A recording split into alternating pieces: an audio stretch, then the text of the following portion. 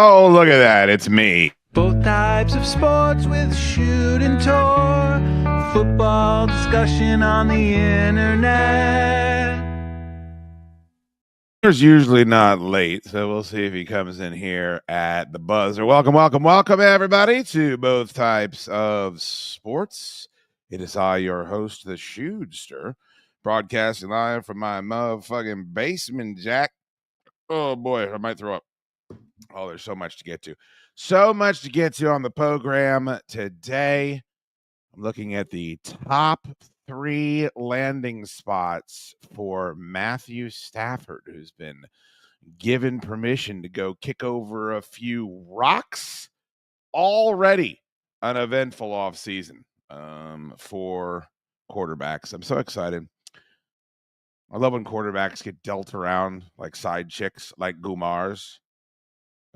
Will you be joining me? I mean, I think I sent in the link, did I not? I did. I sent in the link. Yeah, so last year we had a lot of it. The cousin shit was dope. Getting Rodgers back. What else? Sam Bradford. Why do I keep calling him Sam Bradford? Sam Darnold. That's going to be a big piece of this, but yeah, we'll talk about that. Found maybe the most embarrassing video I've ever seen. I don't know if Grimey still comes around and watches the show. I know that he got all up in his emotions after one. He was spamming up the chat, and I gave him a timeout, and then I got about 7,000 emotional fucking messages. Whatever. It ain't no thing, but I found this for him. Fly, Eagles, fly. Like I appreciate someone that doesn't take themselves too seriously. Fly, Eagles, fly. But I mean, I've done some pretty fucking embarrassing things on the internet. You just can go, there's me doing truffle shuffles. There's me racing somebody shirtless on the fucking street out in front of WJFK. I mean, there is some pretty bad fucking stuff that I'm not necessarily proud of, but also who cares? It's just funny things that you did throughout your career. But fly, Eagles, fly. Like if I was this dude, like whatever lawsuit he's involved with Fox aside, it's like I've done enough. Like I've stacked enough paper, baby. Throw it up to not be in a video doing this. Fly, Eagles, fly.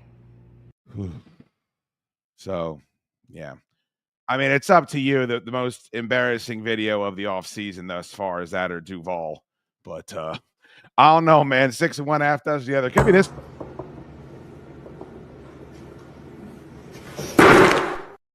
Yeah, hit the deck, bitch. All right. So it is Both Types of Sports. Kevin Parker, thank you so much for becoming a YouTube member again. I think that's like the 33rd time.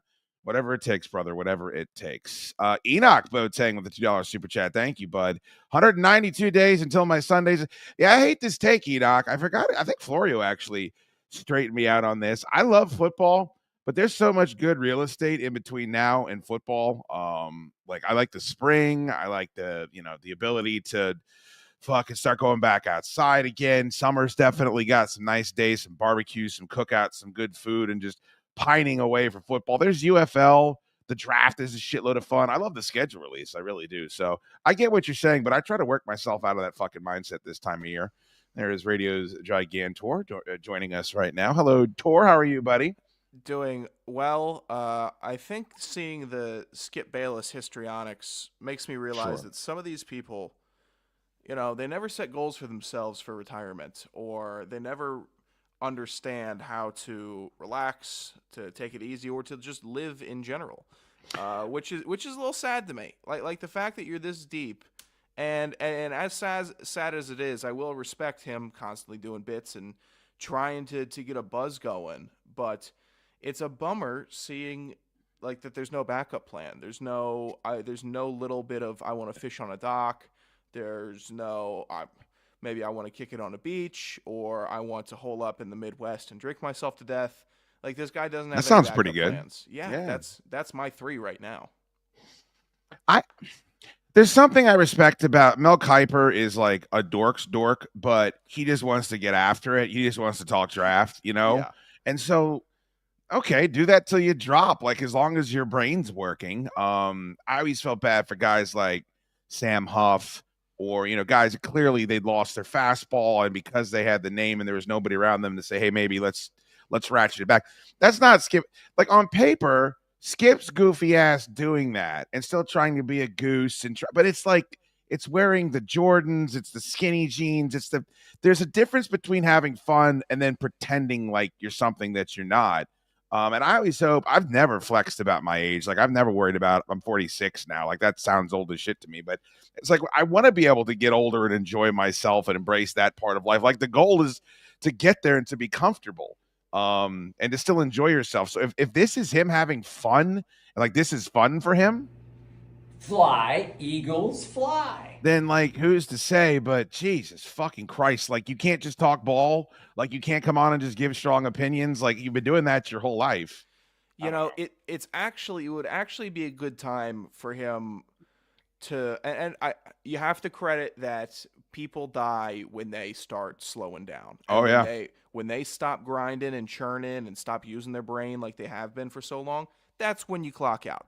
So I respect him for maybe acknowledging that, but it would be a great time for him to enter the I've been here longer than you, I've watched more football than you era of just really impressive sports journalism, if he wants to do it that way, and come on with stories and regular takes and just be a fan at this point. Like he could have a career of resuscitation, not even like it needs to be resuscitated, but it would be a different path that I think would end his career instead of a whimper or a whine, but with an actual sizzle, and people could look back fondly on him because no one's going to think about a hot take he had in 2013 during October, but they're going to think about, oh, well, Bayless at the end was kind of getting insightful about sports and left a more complex legacy than I think that we were expecting. Like he could do that. I don't know complex legacy. Wow, that's an interesting way of putting Skip Bayless's fucking career. I don't think I've ever heard that. All right, before we get into anything football related, I know that you're like me and you're an enthusiast of all things consumable foods. So I had a bit of a controversy earlier today, and if you're listening to the podcast, you won't be able to see this, but you can head on over to X or you can go to YouTube and check out the video of this. This is my lunch from earlier today, Gigantor, and it says right here on X, wife just called my lunch weird. What say you? And if you take a look, we've got a Dr. Pepper blackberry. We've got the Whataburger yellow mustard.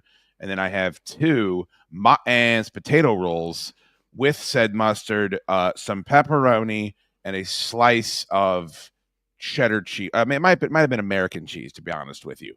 And that was my lunch. And she came downstairs. She's like, what is that? She's like, are you going to eat that? And I was like, yeah. She goes, you're putting mustard on pepperoni? I was like, well, yeah. Well, pepperoni technically is that closer to a cold cut or is it closer to a sausage? Like, it always seemed to me like it's something you could put on a sandwich that you'd have mustard with. Closer to a sausage, mustard on the pepperoni is a fine play. I think that she might have been a little off-put by the swirled motion of the mustard on the other side of the bun, opposed to a spread with a knife or the standard straight line across the bun, or as I do, just squeeze until it covers up the bread. Squeeze until you need some sort of rehabilitation for the wrist. There's no type of artistic design or creativity with it when I get my hands of it. So I think seeing that, it looks like almost like pasta going on top of pepper. But that's a fantastic lunch. I enjoyed it. The pepperoni sandwich. I'll give you props for even deciding to go the extra mile. Put some cheese on there. We'll actually get another food group involved instead of the young Gigantor. I'll take that back. I'm even more impressed that you got the pepperoni out of the bag and didn't sit and have the bag of that little beautiful sack of pepperoni that love it. You just cork open, and it does such a weird job at teasing you where you're just looking at the pepperoni in that translucent side of it. What's your brand of choice for bagged pepperoni? Oh God, I find Boar's Head does a really good job. I haven't bought bagged. Hormel has one. Hormel's got the one I think that most people get. I'm gonna get some bagged pepperoni this week. That's it. We're putting together a plan here. Oh yeah. If I would have had some, usually I have a tub. We sell these Troyer spicy dill pickles at the shop, and I love to keep them in the house. I would put, usually the garnish here would be pickles on top of that. And I think the reason she was giving me shit is the bread and mustard part of it, but I don't want it dry, and I ain't putting no fucking mayo on that sandwich. Like, I don't know what other, maybe you could put some oil in that Thousand Island shit they put on the Italian subs. Like, I don't know. Like, maybe something else could have worked, but no, for out of the bag pepperoni going on a Martin's roll, that's the only way to do it. If you're going to go to the next level and start thinking of like oils and vinegars and complementary assets to it, then you might as well go get a hoagie roll and make yourself a big Italian sandwich. But no, this is catch is catch can lunch. Yeah. And we're making the most out of it. Love this lunch. I'm starting to really love to get fired up about this. Thinking about the process and making myself some pepperoni sandwiches later. Well, if you recreate, do you think a woman's ever eaten a pepperoni sandwich? I feel like never that is once ever. Yeah, that's the domain of the gross dude, which I live squarely in the middle of. I think the farthest they'll go is go wild on like a pepperoni pizza, but I'm not going to see. Like, there's no woman that's doing what I'm doing, where I'll go and get a stick of salami. And I won't even cut it up, and I'll just gnaw into it like it's a big. Like that's a savage move. Oh, so good. Why don't you respect yourself enough to get a little pocket knife and cut yourself off a nice slice? I respect myself enough to not waste my own time. Where I know I'm going to clean it's a 7-8 inch sauce salami link. I know I'm going to crush it in about 10 minutes. Kevin Parker, that's the guy I respect, and he said at first glance that looked like a lot of mustard. Man, I gotta tell you, I've never encountered a lot of mustard that you're talking about. I've never had a sandwich tour where I'm like, oh, they put way too much of this vile yellow glop all over it. The only time maybe if you get like a really good horseradish mustard with a good burn and you just blow out your entire nasal cavity, which I've done hundreds and hundreds of times. You know, me and standard yellow mustard have had some back and forth. We highs and lows, but sure. I've never said give me less. I've never said I can't taste, I want to taste less of the mustard on this sandwich. And just a quick sidebar. They don't pay me nothing, but I'm just a fan of the brand. This Whataburger original mustard, I don't know if it's available in the stores anywhere where we live. I do know it's available on the shelves. It's in Texas, but you can order this off their website. If you pair this with it, don't get the spicy ketchup, get the Cholula ketchup. Whataburger has got a brand where they have ketchup and Cholula paired with their original mustard. It's very tart mustard. It's a fantastic fucking combination. So highly recommend for all you fatties. And if you start making peanut butter sandwiches, pepperoni sandwiches, send pictures to Tor and I. We would love to have that become the official sandwich of both types of sports. Al Sal, $2. Thank you, brother. He wouldn't know. Maybe Jim. What's that? What? I jumped the gun. I'm already angry I'll read about it.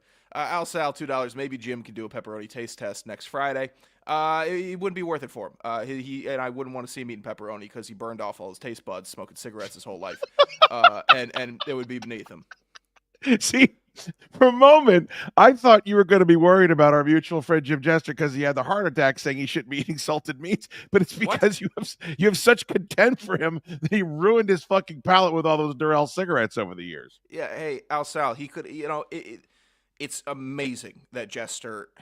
Me, I still got a mouth that can taste. That's why I am obviously ballooning. Humble brag. Jimmy, I'm shocked that he's still trying to find the flavor, knowing what he's put that mouth through. He should have just been eating like protein granules for the last couple years, knowing it wouldn't have made a difference. I agree, man. Like, I don't know how he got so fat. It's like, just eat grape nuts and mineral water, my dude. Like, you're not going to be able to taste the complexities in a nice creme brulee or a duck l'orange or something like that. Yeah. Just fucking, be rail thin, for God's sakes. Find a texture that you don't mind crunching on, and then you'll be fine with it. Hashtag crunching. Are you reading super chats today? I like this. I can read super chats today. That'd be fantastic. Tom G, $20. This is a solid working with what you got lunch. It's exactly what it is.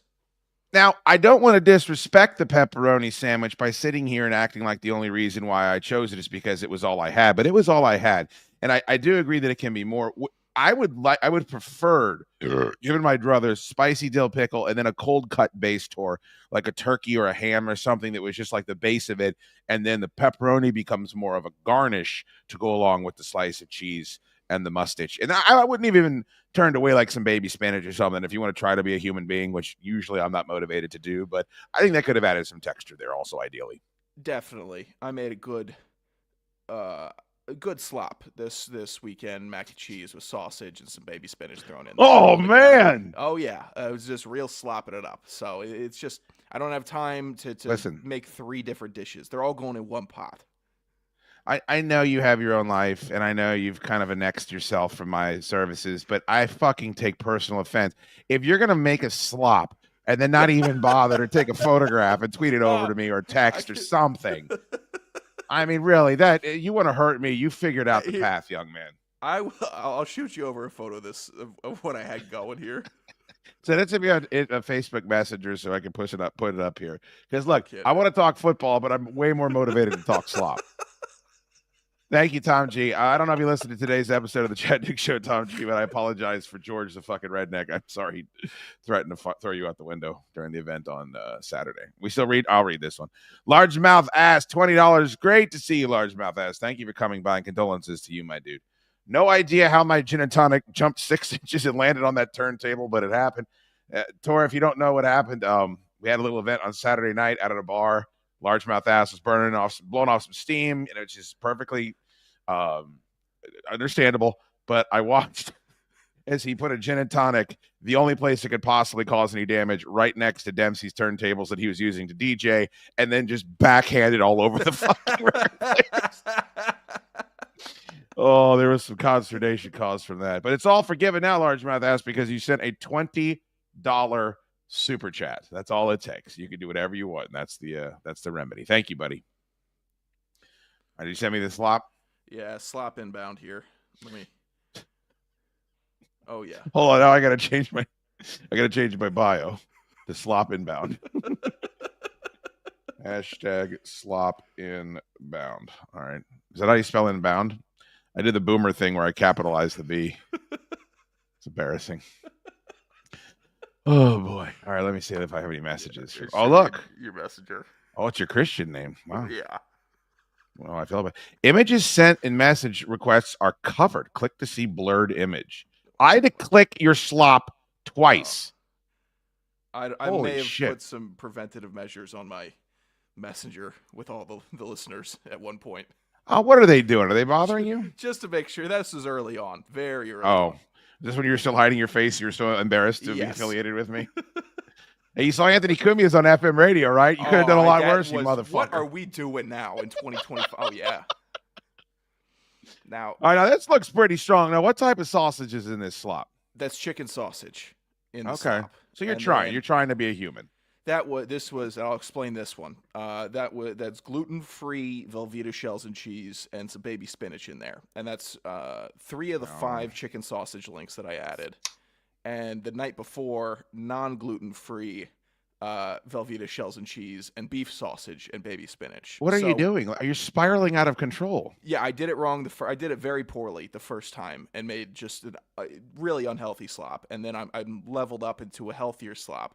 And then maybe the third go around, we substitute Velveeta shells and cheese with a regular pasta. Yeah. Listen, dickhead, the gluten-free stuff has got a shitload of calories in it too. Like, what do you think you're doing? Are you gluten intolerant now? No. I think it actually made me way off worse. Eating all that gluten-free BS. Like, honestly, I felt way worse. Oh, you had the rumbly tumbly after that, I would imagine. I couldn't. I should have had the beef tallow and everything that I could have thrown in there. Hell yeah. Al Sal, $5. The best way to eat salted meats with a knife, as taught to me by Jim Malone at the Canadian border in the movie The Untouchables. It's a great film. I don't think Tor has seen it. Fantastic. I watched another Andy Garcia flick today, Black Rain, for the Fortress Film Society. Not as great a film, but thank you, Al Sal, for the $5 super chat. That is the correct way to eat it. Perfect snack, of course, is the dill pickle, the big chunk of pepperoni or sausage salami, and a big wedge of the sharp cheddar, and you cut it all with the same pocket knife that your grandfather gave you. That is the perfect snack. Al Sal, $5. What were Tor's thoughts on Jack from DC calling in his show? I didn't know this happened. We haven't played that call yet on the Chad Duke Show. I could pull that call and send it over to you. It was, Al, it was tough knowing Jack from DC. You're familiar with his works. Yeah, it was hard to both go with the bit and explain the bit to a co-host that has not been very ingratiated into this whole Jack from DC system. I appreciated it though. I appreciated getting a voicemail. Thank you, Jack. I heard you took some shots. Well, Jack from DC is a moron, so he got called a moron multiple times. Yeah, I saw somebody's cut. Whoever's did that call to you, they cut the fucking audio up and sent it over. I've been saving that one. I think we're gonna play it on Wednesday's episode. Thank you, Al Sal. We will get to the Jack from DC contest. Apparently, Kevin says your co-host was so lost that it was very hysterical. Yeah, I mean, how do you explain the Jack from DC bit to a civilian?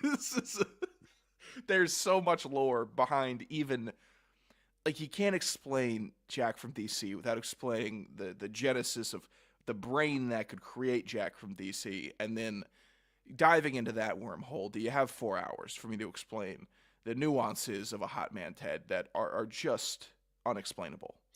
Are you back to saying wormhole? Because I got that out of you. And did I say wormhole?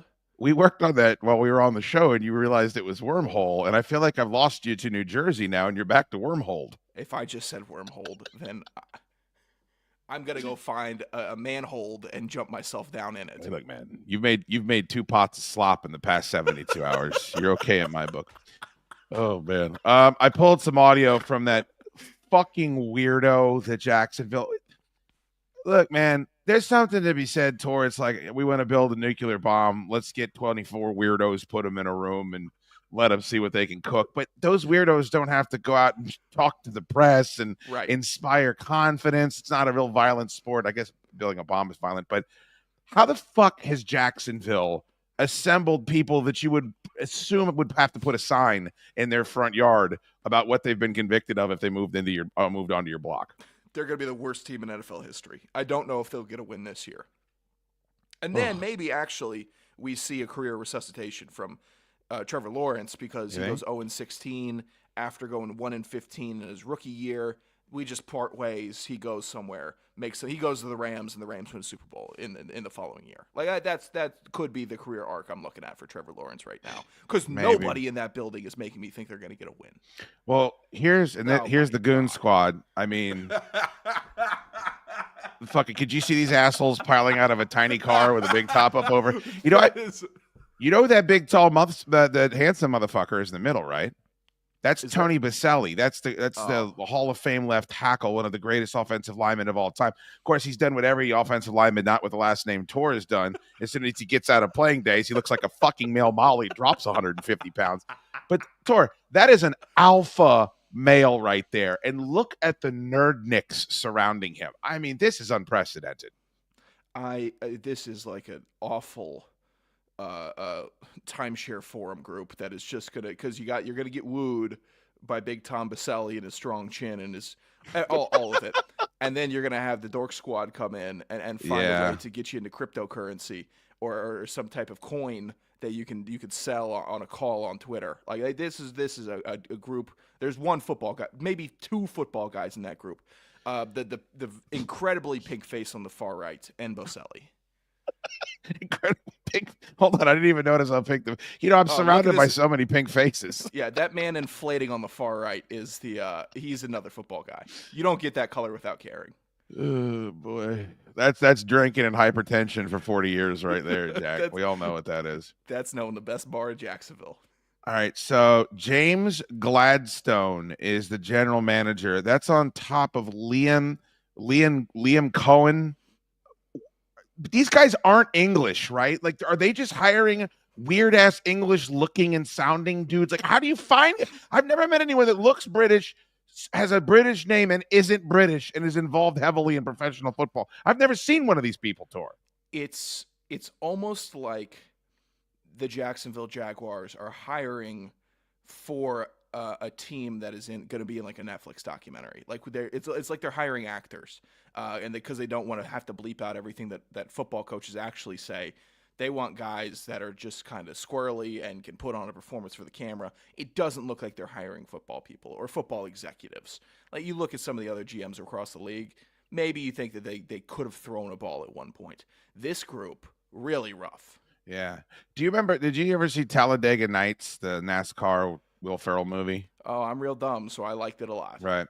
So do you remember? I don't remember what the character's name is, but they bring in the gay French open wheel driver in the Perrier car, and he just comes in and just starts. It's the guy that plays Borat, and he Yeah. just comes in, he just starts cooking everybody and fucking just rolling through the Daytona. And I feel like that's what they're trying to cast that movie with these guys. Like they're bringing in the polar opposites of what traditional dirt to dirt football guys like, and they're going to win despite the fact they've hired, the opposite. But The Jean Girard, yeah. Jean Girard, is that what it was? Oh yes, Jean Girard, with his dogs and all the situation that he had going with the open wheel racing. Who's his husband in that? He has a funny husband in that movie too. I think. Goodness. They're all rip shit that he's gay. I mean, that is a really stupid movie, but when they're sitting there having dinner and it's Domino's and Coca-Cola and Doritos, I'm like, that looks fucking delicious. Did Andy Richter play his husband in that movie? That could have been it. Yeah, I think that could have been it. Yeah. Oh, Slider, you know way too much about Talladega Nights, brother. The Ballad of Ricky Bobby. Man, that's disappointing. Here is the new general manager of your Jacksonville Jaguars. To the Jaguar fan base, I turn to you. I mean, what are we doing? What the fuck are we doing here? First of all, let's wear a tie. Let's button the fucking top button. Let's sit in a tanning bed. Is that teal? What color is that suit supposed to be? Where are the collar stays? I just have a lot of questions, Tor. You're sitting at the podium wearing a Masters jacket. It's just really bad form. You look 12. I don't know why. Whoever told you to shave your face and get the most head-shaped haircut that you had, bad. That's a bad friend in your group. You know what? I'm also sick of looking at that Jacksonville Jaguars logo, that old one. Bring back the full Jaguar. I'm ready for it. That should be plastered behind you instead of that chocolate chip cookie. So this is him before. What? His facial hair does him no favors. I mean, I don't want to be ageist, Tor, but I don't want my fucking leader of my organization to look like he's 19 and, potentially a fucking, I don't even know how you would describe this, an extra in a Guy Ritchie movie. Like, I'm not sure. And he's been with the Rams. It's a great organization, but I also found it super odd that, like, Westminster College, a bachelor's in education. Like, what are we doing here, dude? Have you ever seen any other person take a job like this and their resume gets posted in this manner? Maybe they're prepping for an England move, but you have Eggsy now running your entire team. This is a bad look.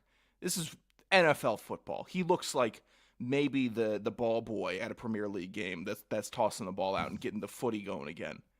I don't get it. I don't understand. I know Khan's got England ties, but we're going way too far here. Well, he owns a soccer team, right? So, I mean, maybe he's trying to bring that whole vibe. It's very clear to me they're trying to go for some vibe here that might work, but I just don't understand it around a football team. But again, Lawson's saying this dude should grow a beard. He can't grow a beard. You think this guy can grow a beard? I can't grow a beard. Tor can't grow a beard. 400 pounds. I played football. I could barely grow a beard. You kidding me? To the Jaguar fan. And the lip smack, I don't know why that always enrages me. It's a sign of like you think you're more intelligent than you are. That's a personal hang up. I shouldn't be projecting that on this piece of fucking shit. To the Jaguar fan base, I turn to you. With Liam's vision, with a disciplined approach,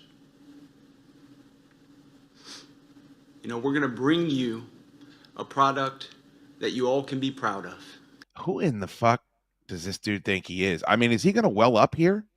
I feel like he's building up to a good cry. Who wrote this? It says so much in the pauses and the silence say 1,000.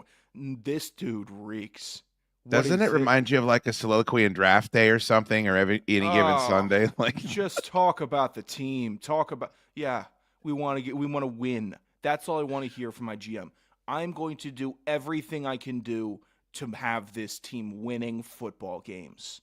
Not this. Holy hell. What if they rip through the South?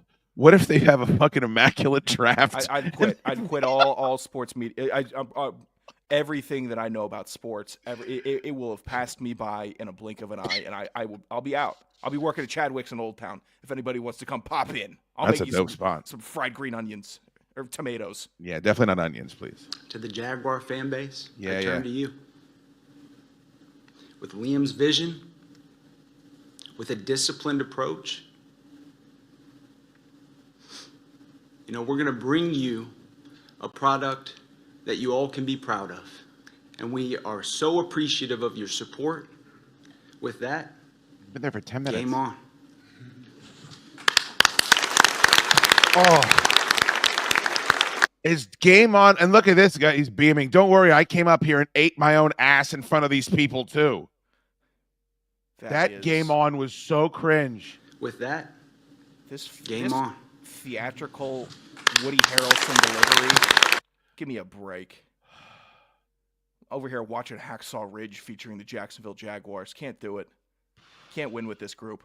I can't carry weapons with me out onto the battlefield. Well, maybe we'll give you another job. Maybe there's something else you can do, because that's really not going to work around here. There's a lot of snow out front, but I've sworn not to use snow shovels. Hacksaw Ridge never made a lot of sense to me. Look at these goons. Look at these fucking goons. Let's hold on. I'm on your Hacksaw Ridge. Oh, yeah. My Hacksaw Ridge take is offensive to a lot of people. The conscientious observer doesn't draw much No. respect from Shoot. No. It's war, you motherfucker. Like, if you're not going to participate in war, stay out of the way for the rest of us. Oh, And I don't feel it's right to... we're relocating all these deer. Right, we're building a dam, asshole. So if you're not... get on board or get the fuck out of here and go volunteer. My name's Peter. Liam Cohen. I'm gonna go in and get the shit beaten out of me, and I'm just gonna carry people. With these people? Game on. Then the horrible... Like, the panel he's on has to clap because nobody else is going to clap, just like they didn't clap during Duval because they've hired a bunch of aliens fresh off the saucer. Yeah, I hated seeing Bazzelli's proud hands clapping amongst the tiny porcelain doll hands. It's just a bad look. Fingers going every which way. His fucking pointer fingers look like sevens. He's a man's man. Now, this one's for you here, Tor. Danny Diaz, $5. Tor, draft question. Why does no one like McCord? Played well at OSU and completely elevated at Q's. He'd be an NFL backup for sure. Yeah, you know what? Kyle McCord got thrown under the bus by Ryan Day, which was a real asshole move by him, but he won a championship the next year, so I guess Ryan Day wins that one. McCord is going to be NFL backup third guy, constantly floating as long as he wants to. I think he's talented enough and sees the field well enough.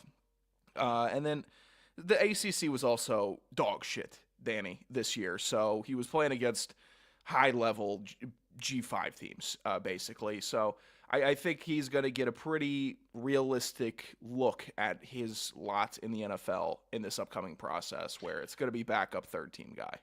Chase Daniel compared him to Baker Mayfield, which I think is favorable, but he's been linked a lot to the Raiders in a lot of mock drafts that I have seen him ending up there.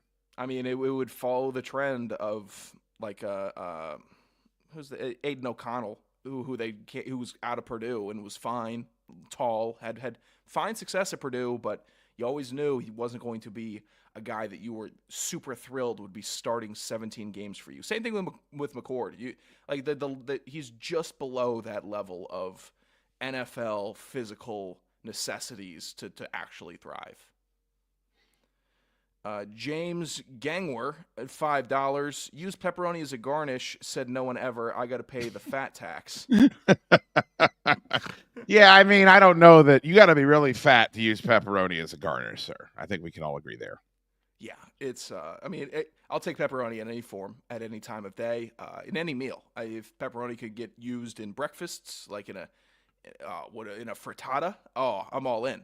But it's a frittata. It's a perfect 2 to 4 p.m. food where it's either on a sandwich or you're doing a Duke's lunch thinly sliced, or we're going with a bunch of actual little pepperoni spots thrown into a Martin's roll. I'm going to go ahead and say something that offends people, and every time I say it, I know that it offends people. James, thank you for the super chat. I really like turkey pepperoni, and if I go and I order a pizza at wherever I'm at, Buon Appetito or Spitoni's or whatever it is. I want them to use real pepperoni. But when I'm just sitting at home shit dicking around, Tor, like there's too much grease. I don't know how to properly use pepperoni when I'm cooking. And I find the turkey pepperoni is very close. It's a better substitute than turkey bacon is than regular bacon. And I feel like I'm trying. I feel like I haven't completely given up. And the way that you said frittata, if you get egg beaters and some like Monterey Jack cheese and some turkey pepperoni and turn that into an omelet, you can fool yourself into thinking you're living a good life. Like you can get a couple of minutes, you're like, hey man, I'm doing all right for myself. Like I figured I've cracked this fucking code over here. Not a sermon, just a thought. It's something to try the next time you're out bachelor shopping.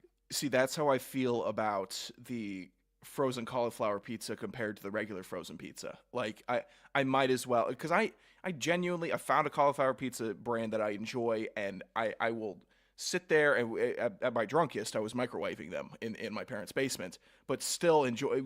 Just a savage. I can't believe it. You're lying a little bit here, because I remember you would take the cauliflower pizza and roll it up into a burrito and just eat it in 4 bites. And I loved that formation I could create. But you're right, because if you're going to just go to the subpar, you might as well lean into the healthier option. If you're going to go out and get a real pie, go ahead, go balls to the wall. Meat lovers, everything is. So this whole, I don't know if it's considered moderation, but I think it's a decision of quality that's made at every time you're about to eat. Is this going to knock my dick off? If the answer is no, you should probably lean healthier option.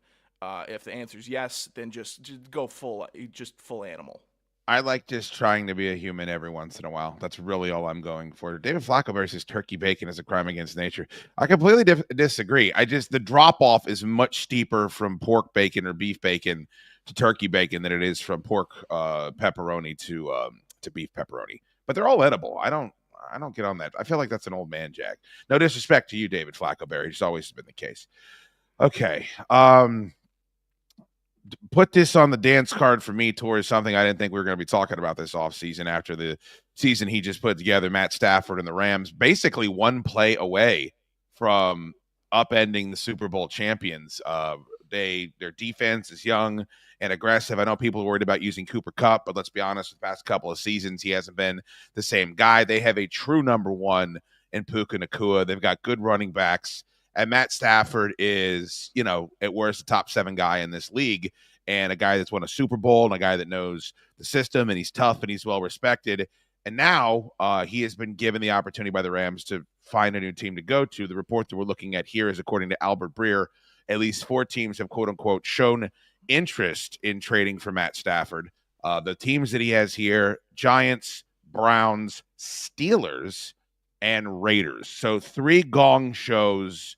And one team that if they got Matt Stafford, I don't know about where the Chiefs are right now, but that the conversation is Ravens, Buffalo, Kansas City, a Matt Stafford led Pittsburgh Steelers team with a bigger cap going out. Maybe they become, they're not gonna be able to trade for T. Higgins because the Cincinnati's not going to work with them, but maybe they bring in another weapon. That is very intriguing. What do you make of is Aaron Rodgers the play then? Are they Sam Darnold? Is that someone they're going to be into? They don't want to. Stafford wants reportedly $50 million over 3 years. That's a lot of money, but they're ready to win a Super Bowl now. How are they going to go out and upgrade from Matt Stafford this season? It would be very difficult. He's looking for a Rodgers deal. He's 37. If I'm Matt Stafford, there's one team on this list that intrigues me, and I would. Thank you. Would you please leave without making a fuss to the Giants, Browns, and Raiders? Because those 3 teams aren't just a quarterback away. They have not done a reversal where we have a really good team, but we just need to fill this one void. The Steelers are that team, that group, and if you wanted to seriously entertain any of them, it would be Pittsburgh. Vegas might be the most undesirable offseason destination in the NFL this year. The Browns aren't much better, but they got Chubb, they got Jerry Jeudy, they got David Njoku, and a couple, maybe like 2 offensive linemen. I'd be happy sitting behind. The Giants, you got Malik Neighbors and a left tackle. That's it. So the Steelers are the only ones that he should be taking seriously, in my opinion. And would it work? I don't know. It would work better than what they had this year with two quarterbacks, and both were better than mediocre, at times good, at times awful. And I think Stafford on the Steelers, it puts them in a legitimately competitive position with anybody that they play, compared to this year where they were in a fight with everyone that they played, but they weren't really competing. And I think that Stafford boost at this point in his career would get Pittsburgh there. But then you're just kicking the can down the road a little bit for the eventual next quarterback that you would want.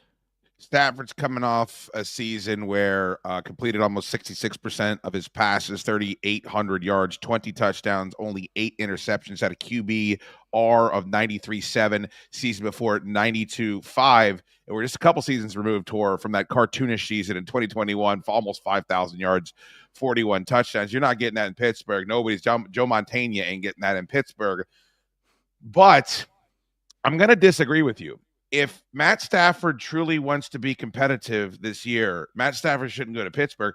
He should tell his wife to pipe the fuck down, and he should stay in Los Angeles. Agreed. And he should go to Los Angeles and say, hey, let's get me to 35 million. Let's get me to 39 million. Like, I understand wanting to make money. This is his last chance. He's in his twilight years, but motherfucker, you are not on a team that's contending for the playoffs. You're on a team that's contending for the Super Bowl with a top 3 head coach and a general manager that's going to have to go out there and bust his ass, playing in the warm weather.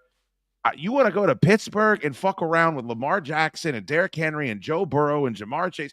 No, I don't want to go on the road to Cleveland in fucking December. No, thank you. I don't want to do that. So I'm shocked by this. I love money.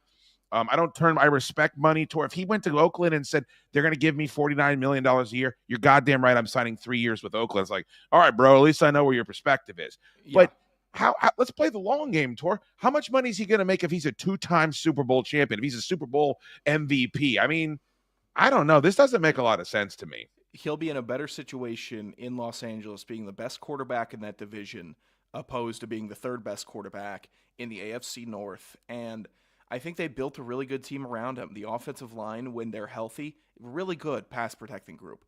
And you know, he takes some shots. His shoulder health, I'm still a little worried about, but he played through the whole season. It didn't look bad. I think he gets another off season. If they get off to a hot start, then the Rams could maybe coast a little bit, pull a Chiefs, and then turn it on, get hot at the end for a really good year. There's not many better destinations if I was a free agent that I would want to go than the Rams, given the success that they just keep on pumping out of players you wouldn't expect. Like their rookie draft picks this year on the D-line, it was going to be, how do we replace Aaron Donald? How could we ever replace one of the top 5 best defensive players in league history over the last 59 years? Well, they just drafted two A-plus defensive linemen and continuously got to the quarterback. They've solved their issues. So if Stafford's sitting there with any concern about who's my wide receiver 2 going to be, I bet they find a guy. I bet if you throw to him a couple times in the offseason, he could get you 90 and 1,000 yards and maybe some touchdowns thrown in. Like they just are a franchise that makes things happen. They don't stay stagnant. And if they're just doing the go ahead, test the market, if you get a crazy offer, we'll adjust. That's what I think it is. I hope he lands back in Los Angeles because they're good, they're competitive, and they're less of a dumpster fire than Seattle, Arizona, and San Francisco. And I love the fact they're doing it a completely different way, Tor, where it's not, hey, let's trade for Jalen Ramsey. Hey, we're going to bring in Ndamukong Suh, F them picks. Like, we've got all these stars. It's like, no, they've drafted really well. Their defense is their strength now, and it's going to give their offense a chance to reload and build around Puka. Now, you know I have to bring it up, but I saw this tweet. Taylor Lewan, of course, former All-Pro offensive lineman. It's time, Titans, and he was retweeting the fact that Matt Stafford is looking to be paid over $50 million a year. This is one report that we've gotten. Now, if I'm Will Levis's agent, I'm doing everything I can to try to facilitate this happen because maybe Levis ends up in Los Angeles to be the backup to whomever the fuck they bring in, whether it's Darnold or Rodgers or whomever, and he gets to work with McVay and that troop and he resuscitates his career. I mean, I think that's what you want to do. All kidding aside, I know what Nashville looks like, but they were in probably 5 or 6 games that were decided by one spurgy fucking interception. So now you're talking about a team that's, a bad team, but they're at least approaching 500. They've got some decent talent on offense now. They have continued to have their same head coach, who, by the way, coached him in Detroit while he was there for, I think, a year or two. There's some things that make sense about this, and especially if it's a 3-year plan and you've got all this extra cap space and you have the first overall pick. So now you're going to fucking Matt Stafford and saying, hey, look, man, we'll give you the $50 million a year. We're going to draft Travis Hunter, and you're going to go out there with him and Calvin Ridley and Chiga Conquad and Tony Pollard and Tajay Spears, and look at this disaster of a fucking division. I mean, look at these jerk-offs that we play foot. You get to play these assholes 7, 8 times next year. 6 times, excuse me. I don't know, man. If you're talking about the Jets, like, you wanted to go in there and try to do what Aaron Rodgers just went through and look at where Aaron Rodgers is now coming out the asshole of New Jersey. The Giants are worse. And then the Oakland Raiders are exactly what you said. They're in no man's land.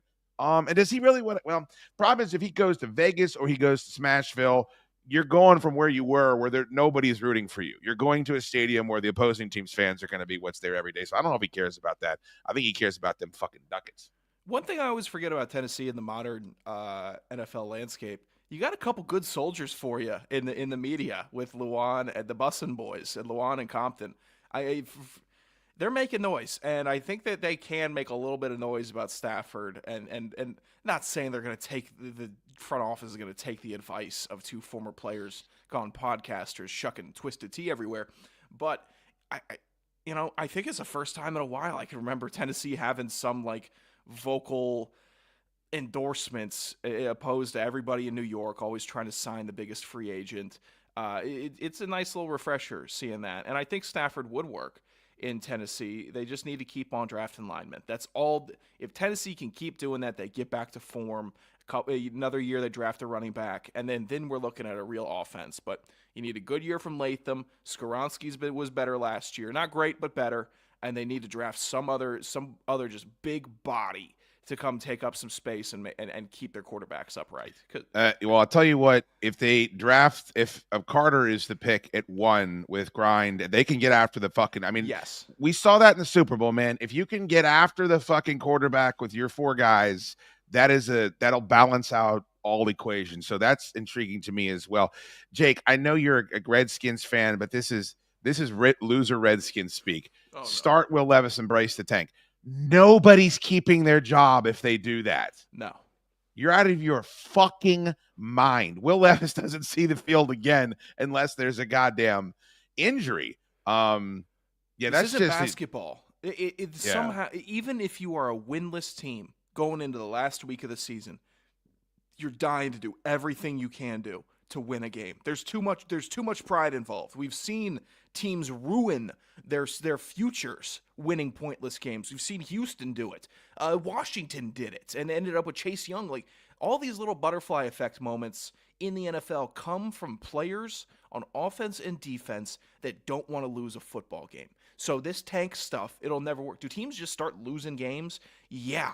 They get on bad rolls. They can't get out of it. I've been on plenty of losing teams where every week you think you go in, you have a fighting shot, you do your film prep, and you're locked in. Like, there's no way we lose to these guys. And then you lose. There's no tank involved in football. There can be just real bad teams. Like last year's Raiders team, walking in with Gardner Minshew, that was probably the most tank-appropriate preseason judgment I could have cast. But they were still out there winning games fighting. This embrace the tank, Will Levis quarterback. No, there's no embrace the tank in football. It just happens. The problem with embrace the tank as well is that you're going to have a Mason Crosby on your team. You're going to have somebody they're not going to get on board. And if they get a whiff of it, then I want out. I want to fuck it. I don't want to be here. These guys are going to get me hurt. I'm not wasting my years on this shit. It's easy for Florio and all the fucking analytical guys to sit back and say, you know what, maybe if you're 7 games back, 12 weeks into the season, maybe a decision's made. Tor, I see what you say. Like, you put a backup in, we're going to evaluate this dude. That shit happens. But to go out there with 18 weeks, 17 games of a season and be like, We're starting Will Levis. We're not trying to get any better at the quarterback position. Do that and keep your job. Do that and act like they're not going to be one and done. One of the 17 different people they hired to be a general manager there. And Brian Callahan fucking make it to about 5 weeks of that shit before he's shown the door. The closest an NFL team's going to get to a tank is quarterback one gets injured in like week 6 and they don't go and get another guy. Like what Dallas did this year. Dallas wasn't necessarily tanking mid-season, but they weren't making pushes for the best available option at quarterback to go win some games and get back in the season. They kind of punted. But that's not a tank. It's different. We're going to roll with our guys. There's still stuff we can do with the guys in-house. Always evaluating, always taking notes on who should stay next year. Like, it's different. I understand, like, where people would think that a tank is happening, but it's still not. Can I give you a crazy-ass fucking theory that I had earlier this week? Oh, please. Do you remember during the 2024 season when there was that batshit crazy story that Woody Johnson wanted Aaron Rodgers benched for Tyrod Taylor? Do you remember that story? I do, yes. Do you remember if that happened around when Tua got hurt down in Miami and their season started to go off the rails? I don't remember the exact week, but one of the things that I've heard people say is that Aaron Rodgers should go sign with Miami because he could be the backup for Tua, who is going to get hurt. Then he would be installed. He knows the offense. He'll spend the entire offseason with them, training camp and preseason and the like, and he'll be playing in Miami in the warmth, zipping the ball around with all those fucking wide receivers. And I said, you know what? That's not a bad idea if he doesn't want to go play for Oakland or Las Vegas, Tom Brady, whatever. And then I had the thought, they should have picked up the fucking phone when Tua went down the first time and people were telling them to go sign Ryan Tannehill. Immediately. Call the Jets. They didn't want him. Take fucking Aaron Rodgers. And he would already be, I don't know, maybe you just can't do that because you just gave Tua all that money. But, man, that would have been something to think about if they would have known publicly that the Jets were looking to bench that dude. Tell you what, Tua on the Jets taking the season off, resting before this upcoming year with some young talent around him. Rodgers in South Beach, all the speed around him and Mike McDaniel and his crazy-ass mind. Like, I could see both teams coming out of that. Well, you can't trade Tua. The cap space isn't going to work. But I'm just saying maybe you figure out a way. I don't know. Maybe there's just too much money. David Flacco Berry, $5. Hater and fat tax. Great show, boys. I don't think you're hating today, are you, David? I don't think David's doing much hating today. I feel bad for Colts fans. I really do, Tor. I mean, first of all, it's the most mayonnaise franchise in the league. But you're in a very public beef with the most influential media figure right now that's alive.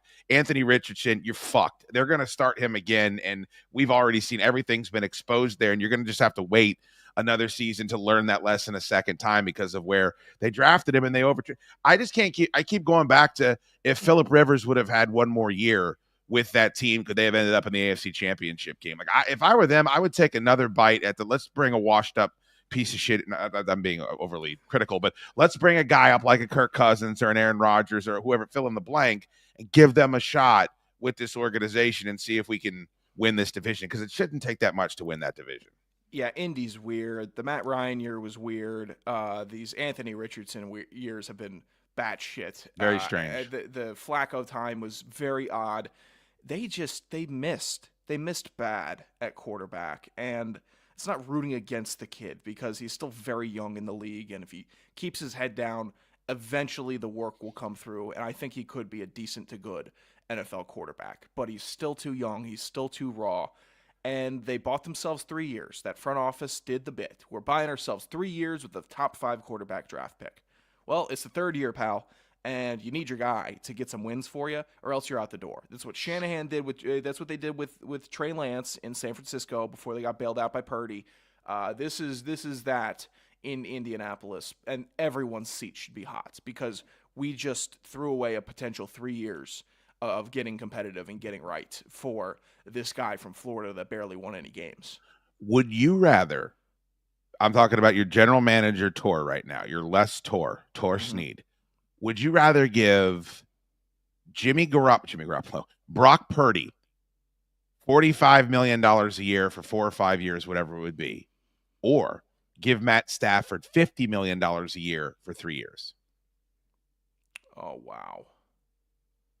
It's not even a fucking question It for should me. be Stafford, right? Yeah. He's Yeah. an actual NFL quarterback. Purdy is just not there yet. He's still in his infancy of NFL maturation. But he's been there. I mean, I know Debo's not going to be there. I mean, they've got guys that are aging out. Like, who knows? But he's had the luxury of being part of the greatest team in arguably the league, with talent assembled, coach, all that. They haven't been able to win the Super Bowls. He's had the luxury of that his entire time. Stafford coming from Detroit, he was the lightning rod that took the Rams to the next level. I don't know if it could ever happen because I think they have to trade him, right? Like they have to agree to it. How are the Browns in this conversation, Tor, with all the money that they're going to owe Deshaun Watson still? Like, how is that even a thing? That team is awful. And it was so fun for the year that we had with Cleveland where it looked like things were starting to shape up and they were starting to get their act together and to get competitive. And that's when Nick Chubb was just running over everybody. Fire me up. And they're just back in the mud. How do Cleveland Browns fans stay alive? I mean, that is just a bait and switch like I couldn't even imagine. They drafted just very well over the last couple of years on the defense, and now you're just back in the pit. That is brutal. And they should just, I don't know, they should take a year off. If we're talking about tanking, they should do what Dallas did this year and just coast with who you got until whatever regime just exits and Stefanski can go rebuild some other franchise because there's some funk in Cleveland that they're not getting past. I think what you have to do is you've got to go to Myles Garrett and say, listen, we're not trading you. What do we have to do? Do we need to cut Deshaun Watson? Do we need to give you more money? Like what is it exactly that makes you think we're not serious because we're serious? I mean, for me, I don't know, man. I just don't know that there's enough first round picks to make up for this is the best defensive player in the league. And he's still got years to give you. And it's just such a weird thing because they were so close to sniffing it before. Even with Flacco, they were so close. And I think I'd start there. But also their stubbornness to be like, no, we're not trading him. We're not trading him. Well, he's saying something else completely different. And maybe you don't grasp how down bad as you were just describing you are. And maybe 3 first-round picks, for as rough as that's going to be, is the best thing for you. There's 2 very different sides of that argument, but Cleveland is, and somehow it's worse than they were because they were just bad. Now they were close to being, they were competitive, and they are saddled with this albatross. They are unwilling to cut the cord on at this point. My theory is back in early January, I think they did the Browns did something with Myles Garrett where he talked at length with management in Cleveland, and it seemed like they were on the same page of trying to get on track and excited for the next season. Like Myles Garrett seemed optimistic about staying with the Browns and saying that they told him that they were going to do anything that they could do to win. My theory is they were telling Myles Garrett, hey, we're going to be able to get out of this Deshaun Watson thing. We caught Buddy walking without a boot. We're going to cut him no expense, be able to sign whoever you want.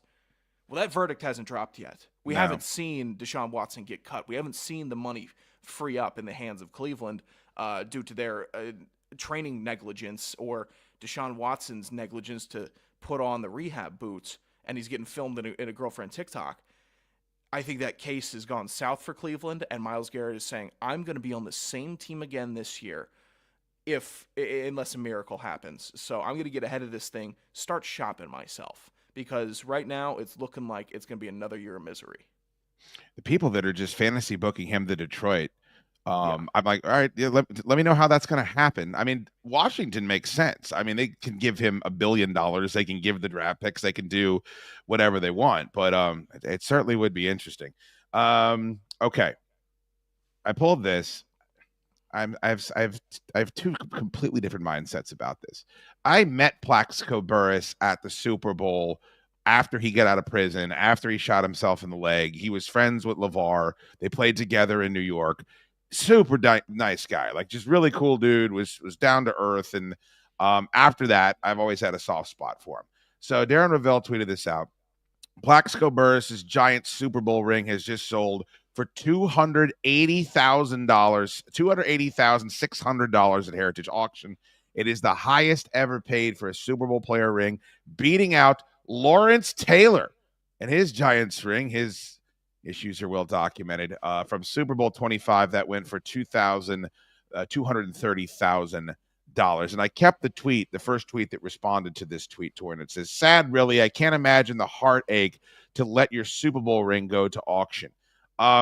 First of all, sack up, you fucking bitch. Secondly, Tor, there's a couple of things here. One is, if the guy's falling on hard times and he needs to auction off the ring and he doesn't want to, I feel bad for that. That is a grip. I know for NFL players, we get caught in our emotions, but that is a pile of fucking cash. I'm going to give a quick example, and this always pisses people off when I bring it up. I have a Washington Nationals World Series ring with my name on it. The same. I know. I'm waiting same out ring. for it. That's what I'm doing. You what? I'm waiting you out for it. You just think I'm going to die and then you're going to come in here and get it? God, yeah. I'm not letting it fall to Ted. Oh, he'll be. Yeah, I can't outlive Ted. I should just pack it in right now. I'm waiting him out, then I'm waiting you out. I know that I wasn't a part of the team, but I worked my whole life to be in radio. I was a part of the flagship station. I covered the team from spring training all the way to the World Series broadcasting from the stadium. And I don't mean any disrespect when I say this. That fucking ring means nothing to me. I didn't know where it was until very recently when my wife found that. I'm entertaining offers from Ted. I think $9,000 is what he offered. That's cheap. He's cheap. That is a crazy lowball offer. $9,000 for the most impactful DC championship in the last 20 years. And it was given. I have the paperwork. It's not one of those custom ones you order online. It's the team gave it to me, right? $9,000, I'm sure. I didn't sell it. I still have it, but that's what he's cheap and an asshole.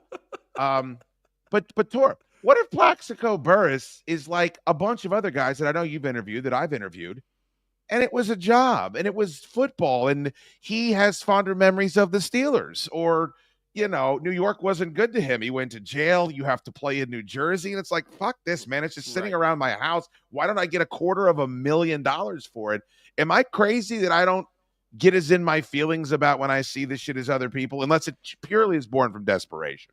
I understand that it might be a tough look having to sell your championship ring like that. But at sometimes I think he's making a grown up decision. Like Gordon Ramsay tells a story about how when he was getting engaged, he needed some money, and he was going to his father-in-law for money to help, I guess, get a home. And his father-in-law said, "Well, yeah, maybe you can get some help once you sell your Porsche that you're riding around in." And he sold his Porsche, and he's like, wow, he's right. My priorities were not as they should have been, and I could have changed something before having to ask. And I think Plaxico may be going that route. I wish that ring was in Canton. It was a very that ring is one of the most valuable from that Super Bowl. He had the game-winning touchdown following the David Tyree catch. Like, that's a historical ring. I didn't need a Chris Snee ring in Canton from that Super Bowl. But all that shit still happened. He's got all the pictures. He's got all the memories. I mean, there's documentation. Yeah, it's a ring. He's got everything I think he needs from that. But I don't know. It's tough for me to think that I'd be hard pressed to give that piece of jewelry away. So I think Plaxico had to do what he had to do. I always thought Plaxico Burress got a bad rap. I know when he was early on in the NFL, I wasn't watching when he was in Pittsburgh, and then him shooting himself, it's not like he shot somebody else like Marvin Harrison, and nobody ever talks about him. He shot himself. Was it a jackass move? Sure. But people were making him out to be like he was torturing animals. Right. He shot himself in the leg. What was that? I felt it was like that New York. That felt like complete overreaction to a situation where other people could have been victims with firearm negligence, but it was just the gun owner. Like, we needed to take a little step back here. They sell little pocket holsters. They're like $15. It's like, man, if he just would have, you can even wear them with, he had sweatpants on. I remember that story so well. It's like you could have avoided all that, but woulda, shoulda, coulda. If you don't go up on the deck, maybe you won't fall through it. That's the new way. That's the new advice I have for everybody out there. Don't go on the deck ever. Check us out on Spotify and iTunes. Both types of sports available there. Please leave a 5-star review. We'll be doing shows all off season. What are you having for supper tonight, young Gigantor? Ramen and hard-boiled eggs. Oh. Yeah. I was your age. You've never been my age. It gets better, young man. Oh, thank you. just called my dad today. He said, "Don't worry, money's gonna come eventually." I said, "Oh, Eventually. maybe. Let's Just not from Dukes. Yeah. Oh boy. All right, but listen, standing order now moving forward. If any slop is being assembled in that house of sin, I would like some documentation, please. I'll shoot that slop over. I think it's always. I'm always. Oh well. Gross. I'll shoot that slough all over your back. And I tell you what, man, when Tord arcs him, he arcs him fucking that trajectory that he can put on there, he arcs him long, Jack. Hey, what do you got? Both types of sports. Yeah, what's it do? Go long. Real long.